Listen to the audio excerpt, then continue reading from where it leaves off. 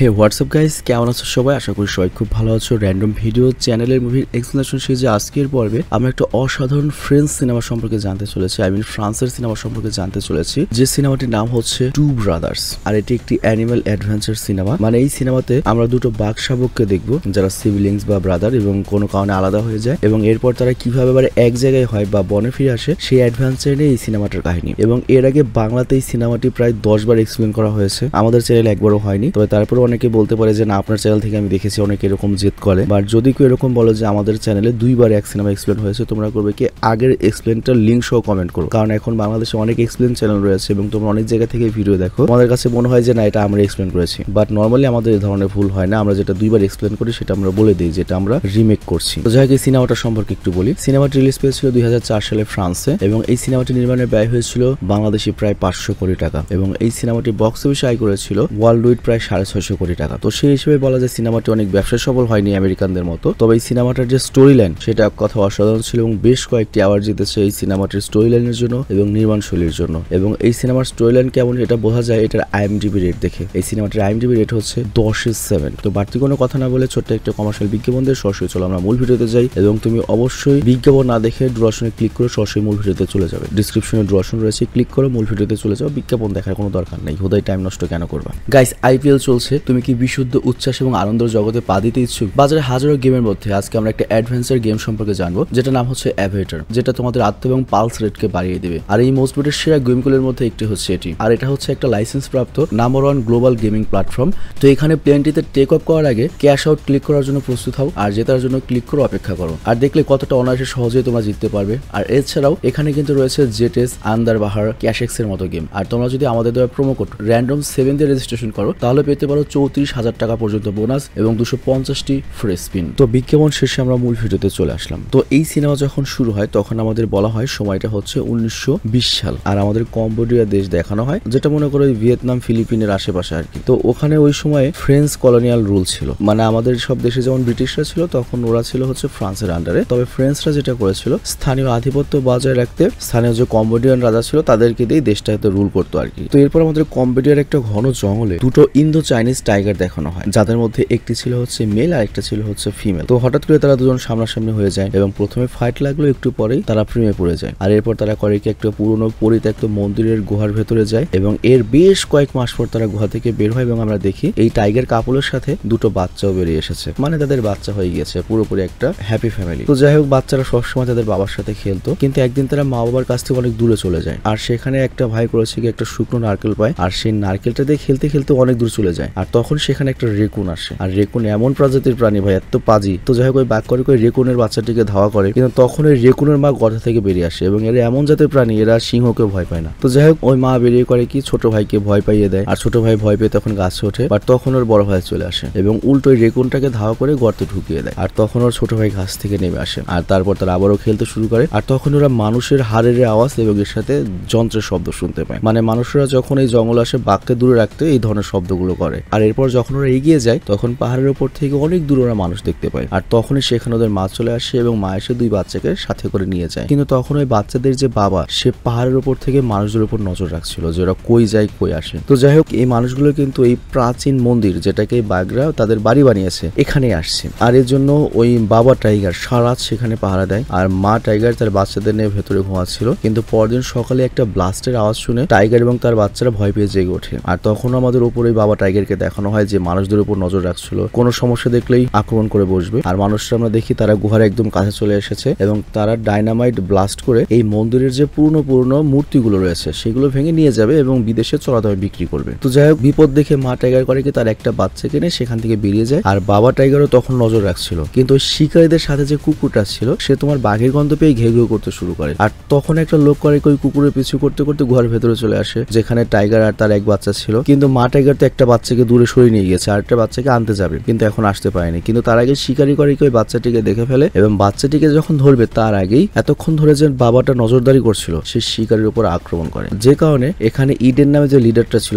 French চোরা কারবারি, সে ওই বাঘটির উপর গুলি চালায়, আর এর ফলে বাবা বাঘটির তৎক্ষণাৎ মৃত্যু হয়ে যায়। বাট বাচ্চাটি তখনও বেঁচে ছিল, সে করে কি ভয় পেয়ে তার বাবার নিচে লুকিয়ে পড়ে, বাট তার আইডিয়াও ছিল না তার বাবা মারা গিয়েছে। তো কিছুক্ষণ পরে লোক আসে এবং আহত ব্যক্তিকে করে কি নেয়, আর এর সাথে মৃত টাইগারটাকেও নেয়। এর কারণটা হচ্ছে মৃত টাইগারের যে চামড়া তার দাম অনেক। আর ওই মুহূর্তেই পাথরের নিচে ইডেন ওই ছোট্ট বাচ্চাটিকে দেখতে পায়, আর ওই বাচ্চাটা অনেক ভয় পেয়েছিল। তো ইডেন করে কি তখন ওই বাচ্চাটিকে সাথে করে নিয়ে যায়, মানে সার্কাসে চড়া দামে বিক্রি করে দিতে পারবে। তো এরপর রাস্তার একটা জায়গায় বিশ্রাম নেয়, আর তখন ইডেন বলে টাইগারের বাচ্চাটাকে আমার কাছে নিয়ে আসো। এরপর সে টাইগারের বাচ্চাটার সাথে খেলে এবং তাকে একটা ক্যান্ডি খেতে দেয়। এটা অবশ্যই মনে রাখতে হবে, ক্যান্ডি খেতে দিয়েছে। তো ইডেনের ওই বাচ্চাটাকে অনেক ভালো লাগে। আর এরপর তারা একটা গ্রামে পৌঁছায়, আর ওই গ্রামের লোকেরা মৃত টাইগারটা দেখে অনেক খুশি হয় এবং ওই গ্রামের যে মাতব্বর ছিল সে ইডেনকে বলে আপনাকে অনেক ধন্যবাদ, আপনি এই টাইগারকে মেরে আমার বাপের কাম করেছেন, অনেক উপকার হয়েছে আমাদের, কারণ এই টাইগারটি আমাদের গ্রামের অনেক মানুষকে লেটাবেটা করে দিয়েছে। তো ইডেন তখন বলে চিন্তা করুন, আমি দ্রুত আবার ফিরে আসবো আর আমি তোমাদের সকল হেল্প করবো, কিন্তু আমি আবারও চাইবো তোমাদের লোকেরা যেন আমাদেরকে এইসব মূর্তি বের করতে সাহায্য করে। কিন্তু এই মাতব্বর হচ্ছে অরিজিনাল 2 নম্বর লোক। সে জানে যে এই শালা ইডেন মূর্তি এখান থেকে নিয়ে গিয়ে আমাদের 2 টাকা দিয়ে বাইরে বিক্রি করে 2 কোটি টাকা। তো এই জন্য সে আগেই বেশি টাকার লোভে প্রশাসনের সাথে ডিল করে রেখেছিল। তো প্রশাসন তখন টাইম মতো চলে আসে এবং ইডেনকে গ্রেপ্তার করা হয়, আর প্রশাসনকে ইডেনকে ধরিয়ে দেওয়ার জন্য ওই গ্রামের যে মাতব্বর তাকে পুরস্কৃত করা হয়। তো যাই হোক, এরপর রাত হয়ে যায় এবং টাইগারের বাচ্চা অনেক চিৎকার করছিল, আর তার আওয়াজ শুনে তার মা গ্রামের বর্ডারের কাছে চলে আসে এবং নিজের বাচ্চার ডাক শুনে জোরে গর্জন করতে থাকে। আর এই কারণে গ্রামের মাতব্বর জেগে যায় এবং গ্রামের সবাইকে জাগিয়ে দেয়। আর তারপর তারা করে কি জ্বলন্ত মশাল টাইগারের দিকে ছুড়ে মারে, যে কারণে মা টাইগার সেখান থেকে পালাতে বাধ্য হয়। তো যাই হোক, পরের দিন সকালে গ্রামে একজন সার্কাসের ওনার আসে আর সেই বাচ্চাটিকে কিনে নেয়। আর এরপর সে টাইগারের বাচ্চাকে বক্সে ভরে করে যখন নিয়ে যাচ্ছিল তখন মা টাইগার আবারও বাচ্চার শব্দ এবং গাড়ির পিছু করে এবং ছুটতে ছুটতে গাড়ির পেছনে উঠে পড়ে এবং সে দেখতে পায় তার বাচ্চা একটা বক্সের মধ্যে রয়েছে। তো সে ওখান থেকে তার বাচ্চাকে বের করার অনেক চেষ্টা করে, বাট এটা অতটাও সহজ ছিল না। আর ড্রাইভার অনেক চালাক, সে যখন দেখে পেছনে টাইগার রয়েছে সে গাড়ি অনেক বেশি শ্রেক করে এবং ওই বাঘটিকে নিচে ফেলে দেয়। আর তারপর আমরা দেখতে পাই মা টাইগার এবং ওই বাচ্চাটা মানে ভাই দুজন অসহায়ের মতো ছোট ভাইকে যে নিয়ে যাচ্ছে এটা দেখতে থাকে। তো যাই হোক, এরপরে ছোট বাচ্চাটিকে সার্কাসে নিয়ে আসা হয় আর সেখানে সে টাইগারের বাচ্চাটিকে সবাইকে দেখায় এবং বলে আজ থেকে ওর নাম হচ্ছে কিউমাল। তো এরপর ওই সার্কাসের যে তোমার ভাইস ক্যাপ্টেন ছিল সে করে কি কিউমালকে নির্দয়ভাবে ধরে, আর এই কারণে কিউমাল তার হাতে কামড় দেয়, আর তাই সে রেগে কিউমালকে অনেক কষ্ট দিয়ে খাঁচায় বন্দি করে দেয়। তো যাই হোক, কিউমাল কিন্তু রাজার ছেলে, বুঝতে পারছো, বাঘের বাচ্চা, তো জীবনে এরকম মার খেয়ে অভ্যস্ত নয়। তো এই কারণে অনেক কাঁদে। আর তখনও পাশের কাছে একটা টাইগারকে দেখতে পায় এবং তার কাছে সে সাহায্য চায়, কিন্তু ওই টাইগার তার বাবার মতো দেখতে হলে ওদের তো কোনো রক্ত সম্পর্ক নেই। তো এই কারণে ওই টাইগার করে কি দূরে গিয়ে বসে। তো যাই হোক, কিছুক্ষণ কাদার পর কিউমাল করে কি এক পাশে বালতিতে বসে পড়ে, আর অন্যদিকে আমাদের ইডেনকে দেখানো হয় আর সে জেলে ছিল, আর তার সাথে ফ্রেঞ্চ অ্যাডমিনিস্ট্রেশন এসে দেখা করে এবং বলে তোমার লেখা অনেক বই আমি পড়েছি এবং আমার স্ত্রী তো তোমার লেখা বই আমার ছেলেকে শোনায় এবং আমার ছেলে তো তোমার বিশাল বড় ফ্যান, এমনকি আমাদের প্রিন্সও তোমার ব্যাপারে জানে আর সে তোমার সাথে গিয়ে টাইগার শিকার করতে চায়। তো যাই হোক, এরপর সে ইডেনকে জেল থেকে ছাড়িয়ে আনে। তো ইডেন তখন বলে তাহলে আমি দেশে ফেরত যাই ফ্রান্সে, বাট তখন ওই ফ্রেঞ্চ অ্যাডমিনিস্ট্রেটর বলে না, তোমাকে একটা বিশেষ উদ্দেশ্যে ছাড়িয়ে আনা হয়েছে, তোমাকে স্পেশালি আমাদের যে প্রিন্স সে ছাড়িয়েছেন, বাট অ্যাকচুয়ালি তোমার 3 বছরের শাস্তি হয়েছিল যেটাকে আমরা মওকুফ করে দিয়েছি, বাট একটা সমস্যা রয়েছে, তুমি এই দেশ থেকে কোথাও যেতে পারবে না, এই 3 বছর আমাদের জন্য কাজ করতে হবে তোমার। তো বুঝতেই পারছো এই পুরো প্ল্যানটা ফ্রেঞ্চ অ্যাডমিনিস্ট্রেশনের ছিল। তো যাই হোক, এরপর ইডেনকে কাজ দেওয়া হয়, তোমাকে বাঘ ধরতে হবে। তো সে এসে ইডেন করে কি কিছু লোকের সাথে জঙ্গলে যায়, সেখানে জাল বেছায় এবং ওই জালে মা টাইগার এবং তার ছোট বাচ্চাটি ফেসে যায়। তো এরপর ইডেন করে কি এই খবরটি ফ্রেঞ্চ অ্যাডমিনিস্ট্রেশনকে দেয় আর সেখানে তার স্ত্রীও চলে আসে, আর সেই ইডেনকে দেখে অনেক খুশি হয়, কারণ সে ইডেনের অনেক বড় ফ্যান, অনেক গল্প তার ছেলেকে শুনিয়েছে এবং বলে আজকে আমিও তোমার সাথে শিকার দেখতে যাবো। তো যাই হোক, এরপর সবাই হাতির উপরে বসে পড়ে এবং টাইগারের দিকে যায়, আর তারপর ওই টাইগারটিকে গর্ত থেকে বের করা হয় এবং বাচ্চাও পেছন পেছন বের হয়ে আসে। আর তারপর গ্রামের লোকেরা চিৎকার করে তারা দিয়ে যেদিকে প্রিন্স আসছে হাতিতে করে সেই দিকে টাইগারটিকে পাঠিয়ে দেয়, আর উদ্দেশ্য হচ্ছে টাইগারটিকে গুলি করে প্রিন্স নিজের হাতে মারবে। তো যাই হোক, মা টাইগারও বুঝতে পারে সামনে অনেক বিপদ, তো এই জন্য সে করে কি বাচ্চাকে বাঁচানোর জন্য একটা গর্তের মধ্যে ঢুকিয়ে দেয় আর নিজে রাস্তায় বসে পড়ে তার বাচ্চাকে পাহারা দেওয়ার জন্য। আর তখনই দেখা যায় হাতিতে করে প্রিন্স আসছে এবং প্রিন্স টাইগারকে দেখে অনেক খুশি হয়েছে এবং টাইগারটির উপর গুলি চালায় এবং আমরা দেখি গুলিটি টাইগারের মাথায় লাগে, আপাত দৃষ্টিতে তাই মনে হয়, এবং টাইগারটি সেখানেই পড়ে যায়। তো প্রিন্স তো খুব খুশি এবং সে করে কি তার পা টাইগারের উপর রেখে ছবি তুলে, বাট তার আইডিয়াও নেই যে টাইগারটা এখনো বেঁচে রয়েছে। অ্যাকচুয়ালি গুলিটি টাইগারের মাথায় লাগেনি, লেগেছে হচ্ছে কানের, যেটা উল্টো সাইড দিয়ে বেরিয়ে গিয়েছে, বাট প্রচন্ড ভয়ে আর শব্দে টাইগারটি জাস্ট অজ্ঞান হয়ে গিয়েছিল। বাট ক্যামেরার ফ্ল্যাশের কারণে টাইগারটি আবার জেগে যায় এবং প্রিন্সকে ফেলে সেখান থেকে পালিয়ে যায়। তো এতে প্রিন্স তো মারাত্মক রেগে যায় এবং তার লোকদেরকে নিয়ে চলে যায়। আর এদিকে আমরা দেখি অ্যাডমিনিস্ট্রেশনের যে স্ত্রী সে তার কুকুরে ঘেঘুরে আওয়াজ শুনতে পায় এবং সে যখন সেখানে যায় সে দেখতে পায় তার ছেলে রাহুলও তার কুকুরের সাথে রয়েছে একটা গর্তের সামনে, আর ওই গর্তের মধ্যে ওই টাইগারের বাচ্চা রয়েছে যেটার কি বড় ভাই। তো যাই হোক, রাহুল ওই টাইগারের বাচ্চাটিকে বের করে আনে, খুব দ্রুতই বন্ধুত্ব হয়ে যায় এবং দেখতেই পাচ্ছ ছোট একটা টাইগারের বাচ্চা বিড়ালের বাচ্চার মতোই কিউট, বাট বড় হলে ভাই এত ভয়ঙ্কর হয়। তো রাহুলের পরে বাচ্চাটিকে বাড়িতে নিয়ে আসে এবং এই বড় ভাইয়ের নাম রাখা হচ্ছে সাঙ্গা। তো এরপর থেকে সাঙ্গা রাহুল একসাথে ঘুমায়। আর এদিকে সার্কাসে আমাদের ওর ছোট ভাই কিমালকে দেখানো হয়। কিমাল খাবারই খাচ্ছিল না, মারাই যাচ্ছিল প্রায়। তো আর এটা দেখে ওর পাশের যে বড় টাইগারটা ছিল সে করে কি তার লেস কিমালের দিকে গিয়ে দেয় এবং নাড়ায়। তো এটা দেখে কিমাল ভাবে এটা তার বাবার লেস এবং তার মন ভালো হয়ে যায়, সে খেলতে থাকে এবং সে খাবার খেয়ে নেয়। আর অন্যদিকে আমরা দেখি ইডেন অ্যাডমিনিস্ট্রেটর বাড়িতে ছিল এবং বসে তার ছেলেকে গল্প শোনাচ্ছিল। আবার আমি বুঝি না ওই অ্যাডমিনিস্ট্রেটর এত বোকা কেন, এত সুন্দর একটা বউ রয়েছে বা এরকম ইডেনের মতো লোককে বাড়িতে নিয়ে আসে। অ্যাডমিনিস্ট্রেটর বলে দেখো প্রিন্স ওই টাইগারের চামড়াটা যে কোনো মূল্যে চাইছে যেটার উপর সে গুলি করেছে আর সে ওটাকে ঝুলিয়ে রাখবে, কিন্তু ইডেন বলে আমি ওটা করতে পারবো না, ওটা একটা মা টাইগার। কিন্তু তখন অ্যাডমিনিস্ট্রেটর বলে তুমি যদি এটা না করো হয়তো তাহলে আমি এখানকার প্রশাসন থেকে তোমাকে আমি বাঁচাতে পারবো না ভাই। তো যাই হোক ইডেন যেহেতু ওই মা টাইগারকে মারবে না এর জন্য সে করে কি স্যার কাছে যায় এবং ওখানে সে কিমালকে দেখে আর কিমালকে দেখেই তো চিনে ফেলে যে শালা তোরে নিয়ে গিয়েই তো দড়াটা খাইছিলাম। আর আমরা তো জানি ইডেনই ওই কিমালকে টেম্পল থেকে নিয়ে এসেছিল। তো এরপর ইডেন আবারও করে কি কিমালকে ক্যান্ডি খেতে দেয় যেটা আগেও সে একবার দিয়েছিল এবং কিমাল সেগুলো খেয়ে নেয়। আর তারপর সার্কাসের ওনারকে ইডেন বলে আমার একটা বড় টাইগারের চামড়া চাই, এর বিনিময়ে তোমার যত টাকা লাগে আমি দিব। তো সার্কাসের ওনার তখন তার যে টাইগারটা ছিল সেটাকে মেরে দেয় এবং বলে এটাকে নিয়ে যান। ওই টাইগারটাকে কেন মেরেছে বলি, সার্কাসে ওই টাইগারটির বয়স অনেক হয়ে গিয়েছিল, বুড়ো হয়ে গিয়েছিল। তো এর চেয়ে ভালো প্রাইস সে এটার জন্য আর পাবে না। আর তারপর ওই বড় টাইগারের খাঁচায় কিমালকে বন্দী করা হয়। আর তখন ইডেন করে কি ওই সার্কাসে ওনারকে আরো কিছু টাকা দেয় এবং বলে এই ছোট টাইগার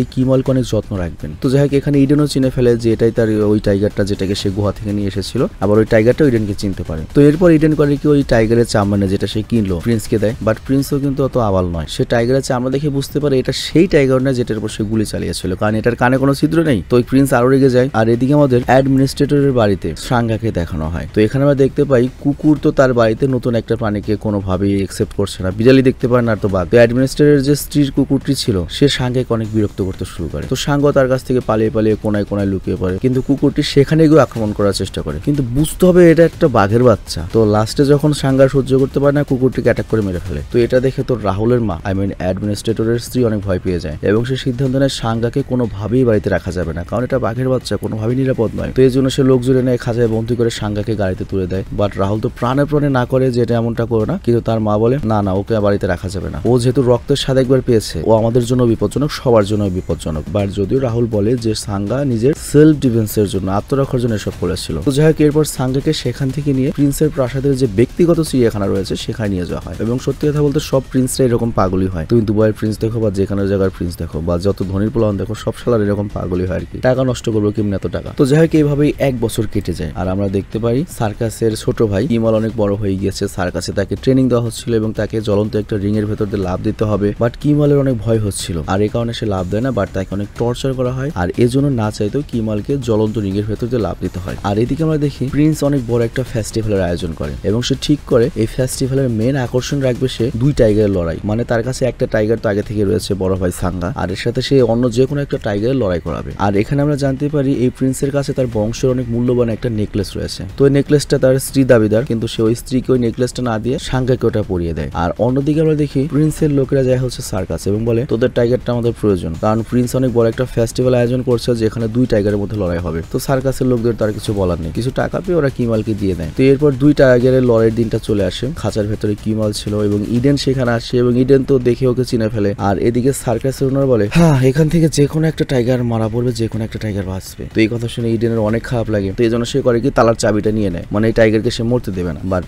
প্রিন্সের লোক তার কাছ থেকে জোর করে চাবি নিয়ে নেয়। তো এরপর যেটা হয় সবাই অ্যারিনাতে আসে যেখানে লড়াই হবে, কিন্তু ইডেন এই লড়াইটা দেখতে চাচ্ছিল না, সে সেখান থেকে চলে যায়, সে চায় না যে কিমালকে মরা দেখবে। আর এদিকে আমরা দেখি সর্বপ্রথম সাঙ্গাকে বের করা হয় এবং এখানে আমরা দেখতে পাই ভিড়ের মধ্যে রাহুল তার মায়ের সাথে বসেছিল এবং সে সাঙ্গাকে চিনে ফেলে তারই বাঘ, কিন্তু কিছু করার নেই। আর এরপর কিমালকে বাইরে নিয়ে আসা হয়, বাট কিমাল মোটেই বাইরে আসতে চাইছিল না, কিন্তু জোর করে ওকে অ্যারিনাতে ঢোকানো হয়ে যায় আর ওর সামনে সাঙ্গা পড়ে। তো এখানে ওরা কিন্তু 2 ভাই, কিন্তু কেউ কাউকে চিনতে পারে না। তো যাই হোক এরপর দুজনে একে অপরের উপর আক্রমণ করে এবং অনেকক্ষণ লড়াই হওয়ার পরে বড় ভাই সাঙ্গা করে কি কিমালকে নিচে ফেলে দেয়। কিন্তু কিমাল যখন নিচ থেকে উপর দিকে দেখে ওর তখন ছোটবেলার কথা মনে পড়ে যায় যে এইভাবেই তো আমরা একে অপরের সাথে খেলতাম, দুজনে দুজনকে কিনে ফেলে, কিমাল চিনে ফেলে, তারপর সাঙ্গাকে চিনে ফেলে। তো এরপর তারা করে কি লড়াই ছেড়ে দিয়ে একে অপরের সাথে খেলতে শুরু করে, ঠিক যেভাবে তারা ছোটবেলায় খেলতো। তো যাই হোক ভিড়ে বসে থাকা সবাই সব দেখে অনেক অবাক হয়ে যায়, কিন্তু প্রিন্স এবং সার্কাসের লোকেরা ওদেরকে উস্কানোর জন্য বা লড়াই করানোর জন্য অনেক ধরনের চেষ্টা করতে থাকে, রাগাতে থাকে। বাট এক ভাই তো আরেক ভাইয়ের বিরুদ্ধে লড়াই করবে না। কিন্তু তখন ওই সার্কাসের যে ভাইস ক্যাপ্টেন ছিল, যে ছোটবেলা থেকে কিমালকে অনেক জ্বালাতো, ও কিমালকে মারার চেষ্টা করে, বাট সাঙ্গা গিয়ে ওর হাত ধরে ফেলে। আর এরপর রেগে সার্কাসের ওনার ভেতরে আসে এবং সে বন্দুক বের করে, বাট সাঙ্গাকে গুলি করার আগে কিমাল করে কি তার বন্দুক নিচে ফেলে দেয়। বাট সার্কাসের মালিক যেহেতু ভেতরে এসেছে, সে তো গেট খুলে এসেছে, তো এই জন্য গেটটা খোলা আর 2 ভাই সুযোগ পেয়ে সেখান থেকে বের হয়ে যায়। তো বুঝতেই পারছো দুইটা বাঘ যখন বের হয়ে গিয়েছে সবাই ভয়ে তো পালাতে থাকে, কিন্তু পালাতে পালাতে ছোট ভাই যেটা সে করে কি খাঁচার ভেতর ঢুকে যায়। মানে কিমাল খাঁচার ভেতর ঢুকে যায় সার্কাসে। তোর কাছে মনে হয় যেটা ওর ঘর, বাট সাঙ্গা তখন রাগে গর্জন করে বলে তাড়াতাড়ি বাইরে, এটা আমাদের ঘর নয়। তো এরপর দুই ভাই সেখান থেকে পালিয়ে যায়। আর তারা যখন যাচ্ছিল তখন দেখতে পায় যে একটা বাসের উপর অনেকগুলো পশুকে বেঁধে নিয়ে যাওয়া হচ্ছে। তো দুজনেই বাসের উপর লাফ দেয়, লোকরা ভয় পেয়ে যায় আর ওরা সকল প্রাণীকে ছেড়ে দেয়। তারপর গ্রামের ভেতর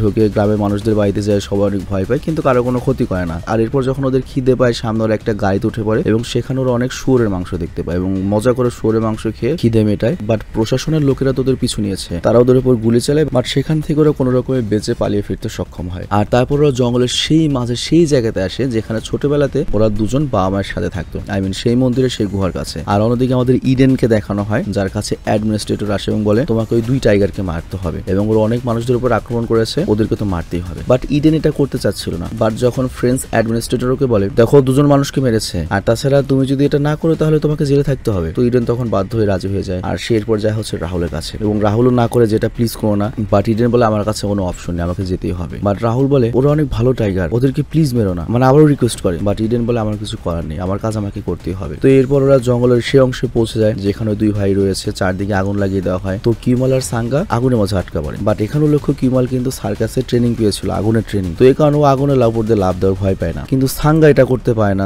কি বড় ভাই যেটা প্রিন্সের কাছে ছিল। তো কিমাল এরপর আবার ফিরে আসে, তার ভাইকে সাহস দিয়ে সাথে করে নিয়ে যায়। তো ইডেন দূর থেকে এটা দূরবীন দিয়ে দেখছিল এবং সে অবাক হয়ে যায় যে এটা প্রাণী, এটা আমি কি দেখলাম। আর এদিকে আমাদের ফ্রেঞ্চ অ্যাডমিনিস্ট্রেটরকে দেখানো হয়, সে প্রিন্সকে লেটার লিখে যে আমরা 2টা টাইগারকে মেরে ফেলেছি, কারণ এই 2টা টাইগার অনেক মানুষকে মেরেছে, তো আমরা এই জন্য মেরে ফেলেছি। তো অ্যাডমিনিস্ট্রেটর কেন এই লেটারটা লিখলো বুঝতেই পেরেছো, হয়তো তার ছেলের জন্য, তার ছেলে চায় না যে তার ওই 2টা টাইগার মারা পড়ুক। তো যাই হোক এরপর আমরা অ্যাডমিনিস্ট্রেটরের ছেলে রাহুলকে দেখতে পাই, ও হারামজাদা করেছে কি সবার পেছন পেছন ওই জঙ্গলে ঢুকে গিয়েছে যেখানে ওই 2টা টাইগার রয়েছে। তো রাহুলের এত সাহসও করে কি ওই টাইগারদের ডাক দেয়। তো সাঙ্গা তোকে চেনে, ওর ডাক শুনে সাঙ্গা ওর কাছে আসে আর রাহুলও সাঙ্গার কাছে আসে। আর এরপর রাহুল করে গিয়ে সাঙ্গাকে চুমু দেয়। আর আমরা দেখি একটু দূরে ইডেন ওদের দুজনকে দেখছে এবং সাঙ্গার উপর বন্দুক তাক করে রেখেছে, মানে সাঙ্গা কোনো গোলযোগ করলে নগদ মেরে ফেলবে। বাট তখনই ইডেন সাইডে দেখতে পাওয়ার পাশে কিমাল চলে এসেছে। আর কিমালকে ইডেন তো ছোটবেলায় থেকেই চেনে, আবার কিমালও ইডেনকে চিনতে পেরেছে। মানে এখানে উল্লেখ দেখো ইডেনের চেহারা তো আর চেঞ্জ হয়নি 1 বছরে, বাট কিমাল তো বড় হয়ে গিয়েছে, তো কিমাল ইডেনকে ঠিকই মনে রেখেছে। তো কিমাল কাছে এসে করে কি ইডেনের পকেট সুখে, যেখান থেকে ইডেন বরাবর ক্যান্ডি বের করে কিমালকে খাওয়াতো, মানে ছোটবেলা থেকে খাই অভ্যাসর। তো ইডেন ওই বক্সটা বের করে, কিন্তু আজকে বক্সটা খালি ছিল, কোনো ক্যান্ডি ছিল না। তো এর জন্য ইডেন কিমালের কাছে ক্ষমা চায়। আর তখন এরা জঙ্গলের ভেতর থেকে বাঘের গর্জনের আওয়াজ শুনতে পায়, আর এটা ছিল ওদের মায়ের গর্জনের আওয়াজ। তার এলাকায় কেউ ঢুকেছে, এই জন্য সে ওয়ার্নিং দিচ্ছে। তো এই আওয়াজ শুনে 2 ভাই সেই গুহায় চলে যায় যেখানে তারা ছোটবেলা থাকতো। আর ইডেন তখন রাহুলকে বলে চলো আমাদের এখান থেকে যেতে হবে। আর এরপর আমরা দেখি ওই 2 টাইগার তাদের মায়ের কাছে যায়, 2 ভাই মাকে চিনতে পারে, মাও বাচ্চাদের চিনতে পারে এবং তারা অনেক খুশি হয়। মানে পুরো 1 বছর পরে তাদের পরিবার